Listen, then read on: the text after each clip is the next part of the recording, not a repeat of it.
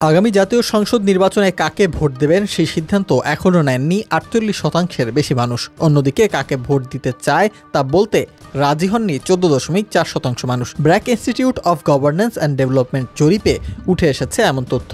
এছাড়া আগামী সংসদ নির্বাচন সুষ্ঠু হবে বলে মনে করেন ৭০% মানুষ। জরিপের তথ্যে উঠে এসেছে, যারা ভোট দেওয়ার বিষয়ে সিদ্ধান্ত নিয়েছেন তাদের মধ্যে ১২% মানুষ বিএনপিকে, ১০.৪% মানুষ জামায়াতে ইসলামীকে, ৭.৩% মানুষ আওয়ামী লীগকে এবং ২.৮% মানুষ এনসিপিকে ভোট দিতে চান। গত অক্টোবর মাসে একই প্রশ্ন করা হলে ১৬.৩০% মানুষ বিএনপি, ১১.৩০% জামায়াত এবং ২% মানুষ এনসিপিকে ভোট দেবেন বলে জানিয়েছিলেন। অর্থাৎ জরিপ অনুযায়ী ৮ মাস পর বিএনপি ও জামায়াতের ভোট কিছুটা কমলেও এনসিপির ভোট সামান্য বেড়েছে।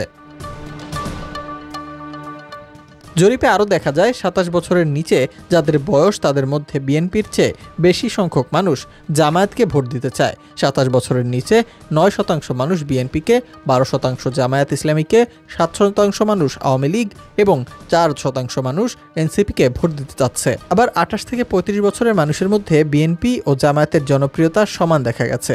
অর্থাৎ এই বয়সে ১১% মানুষই বিএনপি ও জামায়াতকে ভোট দিতে চায়।